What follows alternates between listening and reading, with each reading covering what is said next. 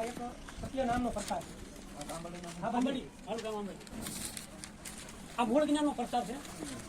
એટલે કે સોઈ ગુરુ પૂરા का હવે दो अक्षर का भेद बतावे, एक छोड़ावे ने एक लखावे ત્યારે પ્રાણીની ઘર કો જાય. સત્ય અને અસત્ય બે તત્વો છે, બરાબર. તો કે સત્ય શું છે? તો કે સત્ય આપણો આત્મા, એ જ આપણું મૂળ છે. અને અસત્ય આ પાંચ તત્વની કાયા, એ તો પડી જવાની છે. તો આપણા આત્માનું કલ્યાણ કરવું હોય તો મૂળ જ્ઞાનનો ભેદ જાણવું પડે, આત્માનું જ્ઞાન જાણવું પડે. પણ એ કોઈ ભેદી સદગુરુ મળે તો એ ભેદ બતાવે. બાકી મંત્ર તંત્ર છે આપણું કલ્યાણ થાય નહીં. હા, સિદ્ધિ મળે પણ મોક્ષ ન મળે. કોઈ એમ કહેતું કે કાંઈ ન મળે એવું નથી.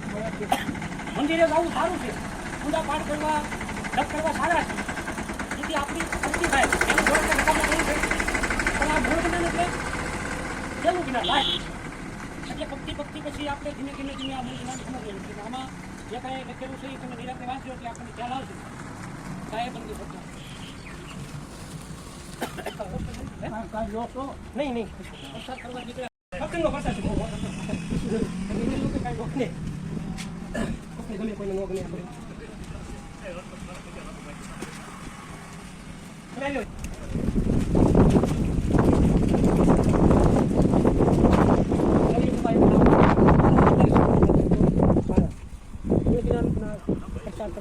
गाँव में राजकोट जिला गुजरात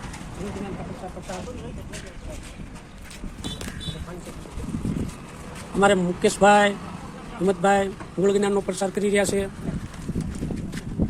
અને લોકોને મૂળ જ્ઞાન સમજાવી રહ્યા છે. ધંધાથી એ કોઈ વસ્તુ નથી, કોઈ નિશાળની પત્રિકા નથી. અમારા ગુરુ છે એના દ્વારા મારા ગુરુ છે એટલે જીવનું કલ્યાણ કેવી રીતે કરે એ તો છે હરિયાણા બાજુ. એ કંઈ કોઈ પદ્ય કેમ નથી, કારણ કે એની ચેનલ આપણે બધી ખબર કરે અમે આપણે કહીને મેં કહ્યું એની ચેનલમાં કોઈ આપણા જીવનની અંદર કંઈ મુશ્કેલી હોય, જીવન જીવવામાં આપણે દુઃખી થતા હોય તો ક્યારે જોઈએ આર્થિક દુઃખી તો બધા હોય એ આપણે કામ ન કરવી તો થાય. કામ કરવાની કોઈ સંતોષ ના નથી પણ કોઈનું મફત નથી, કોઈને દુઃખી કરવા, જીવ હિંસા કરવી એ બધું મળે. અને હું શા માટે આ જગતમાં આવ્યો, આ જગતમાં હું માણસ શા માટે બન્યો? 84 લાખ એની નજરમાં જોયું તો દેખાતી હોય તો એની યારે પરમાત્માની કોઈ દુશ્મની નથી કે એને બધાને આવા બને મને માણસ બને. મને તમને એક જીવનનું આપણા આત્માનું કલ્યાણ કરવા માટે મોકો મળે. પણ આપણે જો આ અવતાર ગુમાવી દઈશું તો ફરી અવતાર આ મળ્યો કે ન મળે એની કોઈ ગેરંટી. પછી આપણો પહેલો અવતાર છે છેલ્લો એ આપણને પણ ખબર નથી. એનું સાચી ભગવાન તો એ ભગવાન ક્યાં કેવો કેમ એ હજી સુધી બધા ગોતે છે પણ કોઈ નથી. કોઈ રામના નામથી ઓળખે છે, કોઈ કૃષ્ણના નામથી, કોઈ દેવી દેવતાના નામ.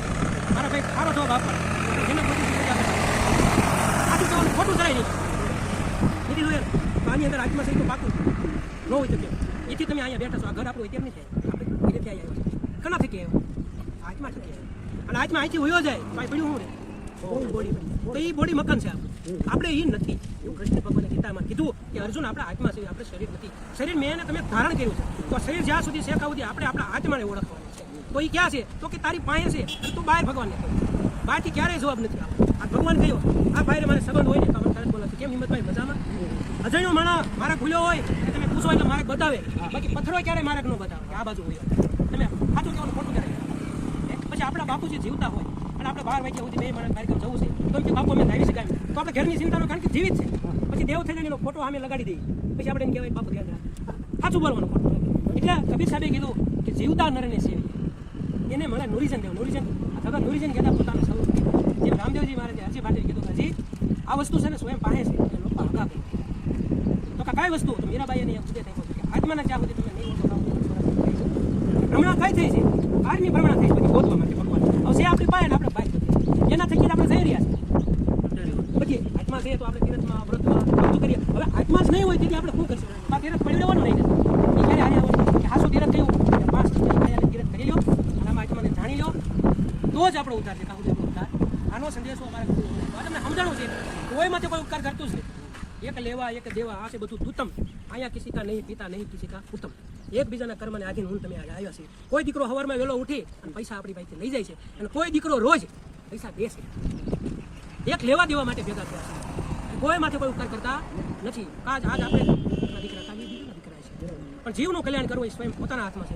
કોઈ કલ્યાણ નહીં કરે રસ્તો બતાવે. આ વસ્તુ મારે મારું કલ્યાણ કરવું તો મારે જ મારી ગયા એ મારો સત્ય જ્યાં સુધી બને કહું સત્ય બોલવું સત્ય બોલવું ખોટું બોલવું સત્ય ખાઈ બેસી પાણી હારી બોલવી તો સારું પડી ગયું. આ પાણી પીવી તો હારી વાણી નીકળે. દૂધ પીવું હવે ઓલી બોટલ પીધું તમે બોલો તમારા મુખે એ વાણી કેવી નીકળે.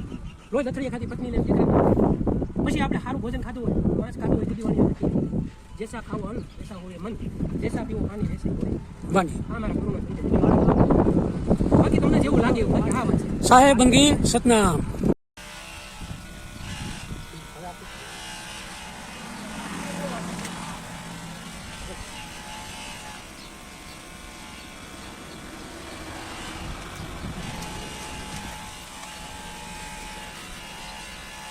વસ્તમ તાલુકાના આંબરડી ગામમાં મૂળ જ્ઞાનનો પ્રસાર